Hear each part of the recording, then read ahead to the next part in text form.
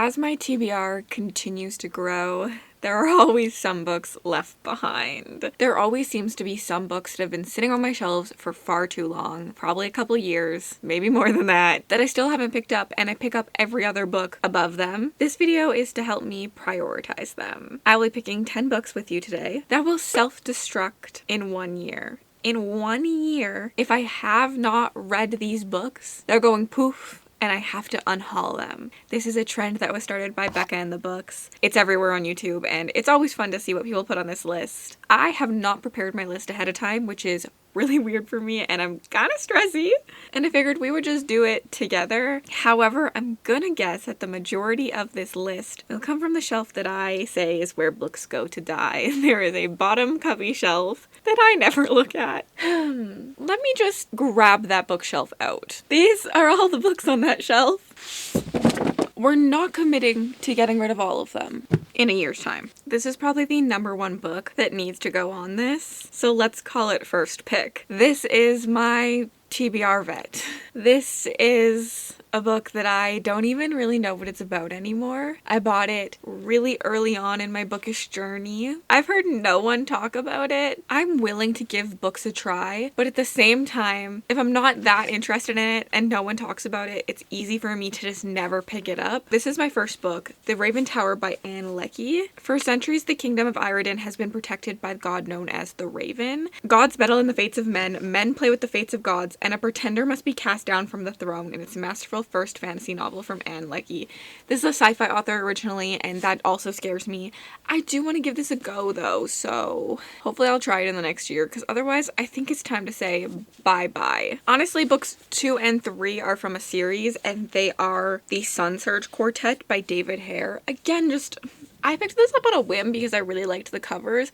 I've heard no one talk about it, and that scares me. I know it probably shouldn't, but it does terrify me. I don't really know what it's about. We're gonna put it on this list. The Emperor is dead, long live the Empress. With Constant and his court destroyed, the West is on the brink of devastating civil war. The Rondian's empire only hope for stability is a young Covent girl who knows nothing of the wider world, but she is hiding a deadly secret. The imperial throne is not only one in jeopardy. In the east, the peace-loving Sultan Selim is facing demands for vengeance. His army overthrew the Third Rondian Crusade, but that's not enough for some. Increasingly violent calls to take holy war to the west are dividing his court and kingdom. And lurking in darkness, orchestrating both power struggles, is a puppeteer, a masked mage with diabolical power at his fingertips, whose lust for domination is going to push Urt to the brink of cataclysm.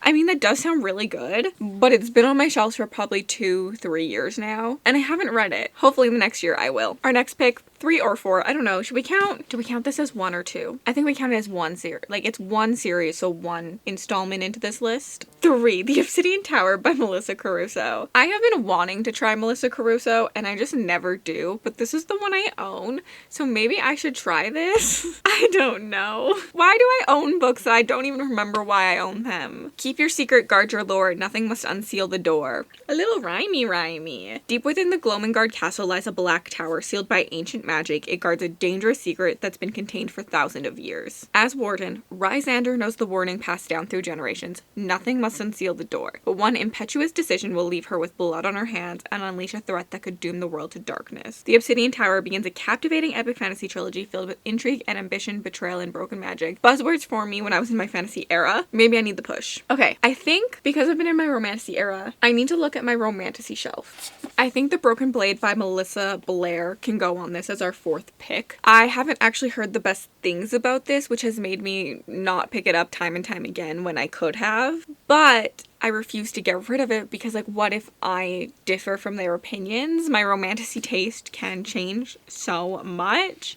I mean, it does have, like, a really cool, like, cover. It's, like, a weirder material, and it's, like, I don't know, it's really cool. My body is made of scars. Some were done to me, but most I did to myself. Kira is a killer. As the king's blades, she is the most talented spy in the kingdom, and the king's favored assassin. When a mysterious figure moves against the crown, Kira is called upon to hunt down that so-called shadow. She tracks her target into the magical lands of the Fae, but failing Fairyland is not what it seems, and neither is the shadow. Kira is shocked by what she learns and cannot but wonder who her enemy truly is, the king that destroyed her people or the shadow that threatens the peace. As she searches for answers, Kira is haunted by a promise she made long ago, one that will test her in every way. To keep her word, Kira must not only save herself, but an entire kingdom. Honestly, this sounds like every other assassin story that there is in the romantasy genre, and I think I'm not gonna love it. Do I just unhaul it right now? No. Okay, we're putting this on the list. I think another one that we can put on is A Crown of Ivy and Glass by Claire Legrand. I've had a lot of places where I could have picked this book up and I just didn't, because although I still own Furyborn, I wasn't vibing with it and DNF'd it. I think I'm actually going to be unhauling this in an upcoming unhaul, but I do still want to give the more romantasy leaning one a try, but I have not heard good things about this one, and so I've been putting it off. I've heard that it's not got a lot of depth to it, and so that scares me, but like, what if I love it? Like, what if these people are not reading what I'm reading? Like, what if I read a different book than them? So like, I don't want to just get rid of it. Sometimes it's hard to just get rid of a book without trying. Sometimes it's really easy, and this has been one that I've looked at multiple times being like, maybe I should get rid of it, but like, if I don't pick it up within this year, then we have to unhaul it. So I have to try it this year. Another romantasy, A Promise of Fire by Amanda Bouchette. I picked this book up to try for a Polycon last year as the author was going to a Polycon. Mel read it, didn't love it, and then I never got to it before a Polycon because other books just kept pushing it to the back of the TBR. And because I'm not going to a Polycon this year, I don't have a push to really read this, and I don't think I will attempt to read this without a reason to, so maybe putting it on this list will like help me be like, okay, remember I need to try this or else it has to go bye-bye. Kingdoms will rise and fall for her. Kat Fissa isn't who she pretends to be. She's perfectly content disguised as a soothsayer in a traveling circus, avoiding the destiny the gods and her dangerous family have saddled her with. As far as she's concerned, the magic coming within her blood can live and die with her. She won't be anyone's pawn. But then, she locks eyes with an ambitious warlord from the magic-deprived south, and her illusion of safety is shattered forever. Griffin knows Kat is the Kingmaker, the woman able to divine truth through lies, and he wants her to be a powerful weapon for his newly conquered realm. Kidnapping her off the street is simple enough, but keeping her by his side is infuriatingly tough. Kat fights him at every turn, showing a ferocity of spirit that burns hot and leaves him desperate for more. But can he ever hope to prove his once captive that he wants her there by his side as his equal, his companion, and maybe someday his queen? That honestly sounds really good to me. I remember why I wanted to read this in the first place. And Amanda Bouchette, I feel like, is kind of a classic in like the romantasy genre, so I would really like to try this. So here's to hoping that this video makes me. What are we at? 1, 2, 3. We're at 6. We're gonna move to my horror shelf. Let me look at it. I have some. The Last Housewife by Ashley Winstead is one that I had picked up because everyone was loving it, but then I kind of learned my taste a little bit and realized I'm not as big of a psychological girl. I love a little bit more action in my stories, a little bit more fast-paced, and I'm scared that this is going to be more psychological, but I have heard it's very, very dark, and it is my friend Lexi's one of her favorite books, and I just want to read it just to see my thoughts. So I don't really want to get rid of it without trying it, but again, it's been on my shelves for as long as I've known Lexi, so at least 2 years, I think. I'm not gonna read the synopsis because it's actually really long. I believe it's following 2 girls who escaped a cult, and then years later, the one girl starts to hear about her friend Laurel, the other girl that escaped the cult, her death, and she hears it through a true crime podcast, and she begins to suspect that the past she thought she buried is still very much alive and the predator is more dangerous than ever. And she goes on a search for answers with the podcast host, trying to figure out what exactly happened. I'm intrigued. I've heard this is really, really dark, and I'm intrigued. Another one I could put on this list is The Loop by Jeremy Robert Johnson. I picked this up, I think I was just looking, I knew that I liked a certain type of book, and so I was just looking for like recommendations based on that type of book. I think it was because I liked Bird Box, to be honest. This follows a small town nestled in the hills of Central Oregon becomes the epicenter of an epidemic of violence when the teenage children of several executives from the local biotech firm become ill and aggressively murderous. Suddenly the town is on edge and everyone must do everything it takes just to survive the night in this heart-racing thriller about a science experiment gone wrong. I liked Bird Box. I also like, I don't know, I really do like small town horrors like this. I like zombie things, all things like that. So like, I am intrigued by this. Probably the horror book I've owned the longest. So like, I need the push. Okay, we need 2 more. What about 2 indies to like round this out? We've done traditional fantasy, we've done romantasy, we've done horror. I feel like the only other thing I read is indie fantasy.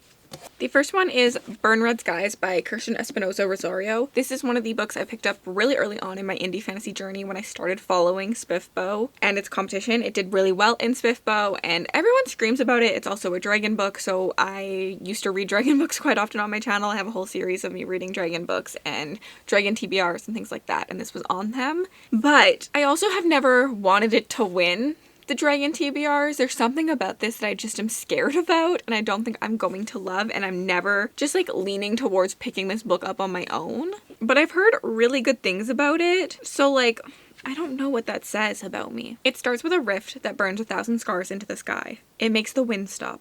It makes the stars go dark. It awakens an ancient beast, and with it, a new reign of blood. It is the summoning, and at the heart of it is fire. When the summoner's army blazes through her village, Dove is forced into hiding. Torn from everything she knows, she begins training in the elements, with only one goal in mind, to find her brother.